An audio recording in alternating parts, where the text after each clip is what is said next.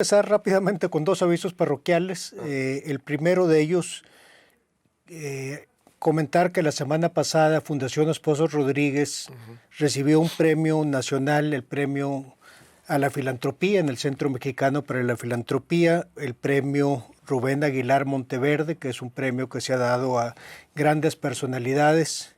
Y en Fundación Esposo Rodríguez, que en sus 76 años de vida ha becado a más de 80,000 estudiantes sonorenses, pues está muy orgulloso y es un ejemplo a nivel nacional, no solamente por el impacto que tiene, sino por el tiempo que tiene, y ahorita tiene 2,200 becarios en primaria, secundaria, preparatoria, profesional y hasta maestría.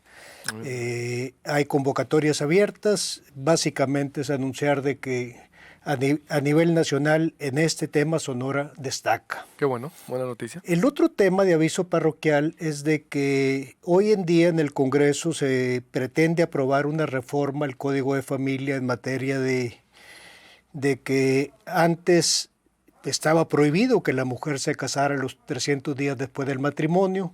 En el Código de Familia se modifica para que exista una prueba de embarazo y hoy se pretende eliminar eso sin modificar el sistema de filiación, olvidando de que a quien tutela esa obligación es al menor. Básicamente creo que es una reforma incompleta, porque si no se reforma la parte de filiación y nada más se reforma un artículo, van a causar problemas en el sistema filiatorio, y creo que no lo están entendiendo, y es una lástima de que no hicieron parlamento abierto en temas tan complicados y en temas tan sensibles como son los derechos del menor.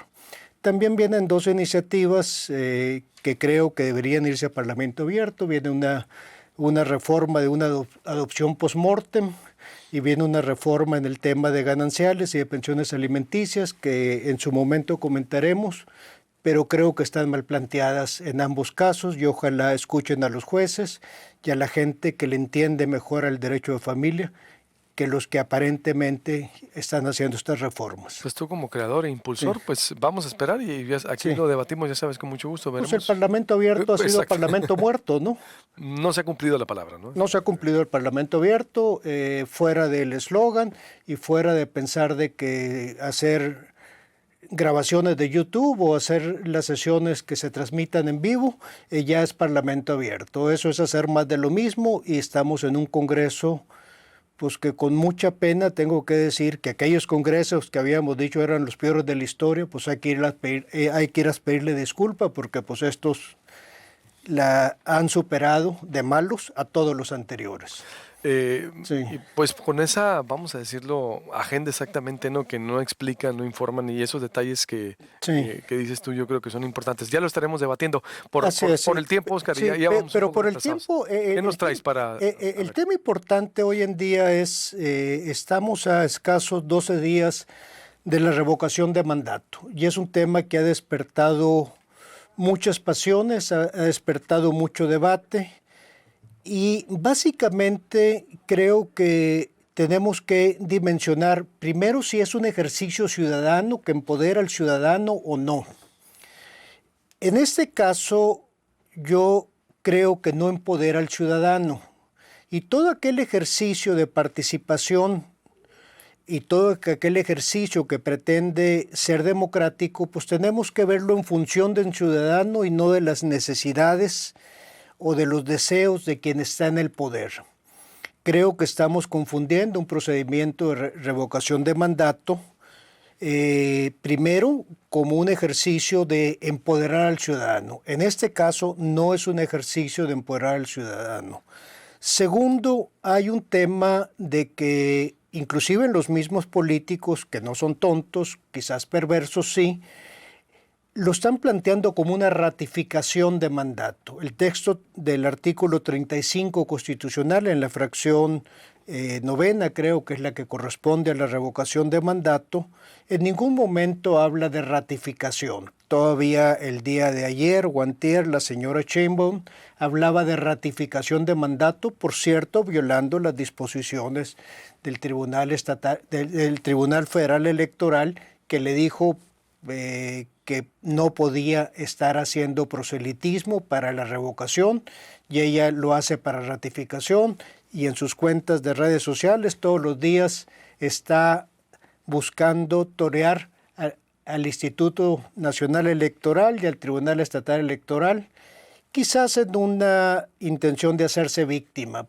Pero la otra parte, que este ejercicio que debería ser ciudadano se ha convertido en un plebiscito, que desde el poder están buscando pedirle la opinión a los ciudadanos sobre un tema. No es un ejercicio plebiscitario y se ha convertido en un plebiscito que el presidente de la República abiertamente y en violación expresa las disposiciones legales de una ley que su misma bancada crea, está hablando de la revocación de mandato. La otra parte que tenemos que ver es de que es un proceso incompleto. Es un proceso incompleto, uno, porque la intención era de que se iba a ser una elección del mismo tamaño que una elección nacional de orden constitucional, con el mismo número de casillas y con la misma difusión como si fuera una elección de presidente, lo cual es correcto porque estamos buscando decidir si se le revoca o no el mandato al presidente. Y en ese sentido, el recorte de gastos al INE, que no se le dotan los recursos suficientes para que se dé, uno, la instalación de casillas, dos, la publicidad necesaria, tres, la capacitación y el reclutamiento de todo el equipo ciudadano que es quien hace las elecciones, estamos ante un proceso que seguramente no va a llegar al umbral del 40%.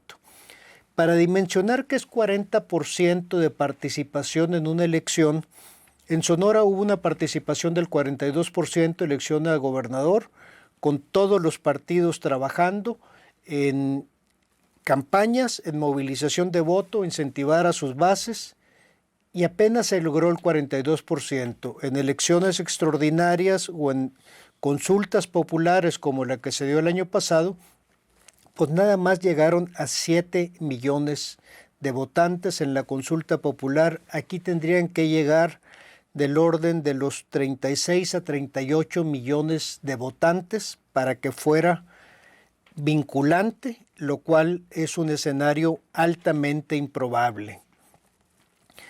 Para llegar a esto se tuvieron que recolectar firmas, que son más o menos 3% del padrón de aquel momento, que eran 92 millones de votantes. El padrón que reporta el INE ayer son 95 millones de electores. Y de estos 2.730.000 y tantos firmas, pues se recopilaron 4 millones de firmas, de las cuales entre 23 y 26%, en base a las muestras que hicieron, son falsas. Entonces, nuevamente estamos ante un proceso donde si una cuarta parte de las firmas de quienes solicitan que se inicie el proceso de revocación de mandato, pues resultaron ser falsas o con defectos o que le robaron la identidad o todos los vicios que puede haber en la recolección de firmas, pues encontramos de que es un proceso que se da desde las esferas del poder en una búsqueda de una ratificación o un plebiscito. Y yo creo que los ejercicios democráticos, si no empoderan al ciudadano, pues están de más, porque la búsqueda de un plebiscito desde el poder, sobre todo en estos temas que hoy en día en la mente del presidente y en la mente de todo Morena, si tú los escuchas, que además están violando la ley un día sí y el otro también, pues están hablando de una ratificación cuando debería ser una revocación de mandato. Te pregunto por último entonces, ¿no hay que salir a votar? ¿Tú qué dirías? ¿Estás a favor? Mande. ¿Estás a favor de salir a votar? Sí. ¿Sí? Sí, y la otra cosa que hoy en la mañana nos desayunamos, hoy el presidente en la mañanera habló sobre que quiere mandar una reforma electoral. No sé si tienen el clip. Tenemos ya un minuto para cerrar. Tenemos un minuto para cerrar. Un minuto para cerrar. Bueno, el presidente hoy presenta en su mañanera una intención que yo creo que va a dar mucho que hablar porque es peligrosa. El presidente anuncia una reforma para garantizar la democracia en México. Él dice la nota, López Obrador adelanta que los 3 poderes van a presentar ciudadanos, cada uno 20 con inobjetable honestidad, y ellos van a ser votados en elecciones abiertas, y el que saque más votos, ese va a ser el presidente, buscando que la mitad sean mujeres y hombres.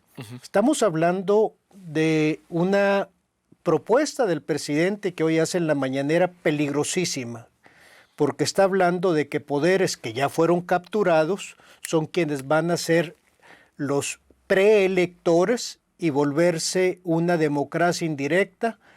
Lo único que le faltó decir fue por tómbola. Estamos ante la amenaza de la destrucción del Instituto Nacional Electoral, que se ha hablado mucho, pero con esto que hoy el presidente anuncia, estamos viendo un verdadero desastre en el sistema democrático, porque la intención, si bien la cuestionábamos antes, con este anuncio creo que ya no queda ninguna duda que la intención del presidente es buscar trastocar la democracia mexicana, que es imperfecta, pero es la que tenemos.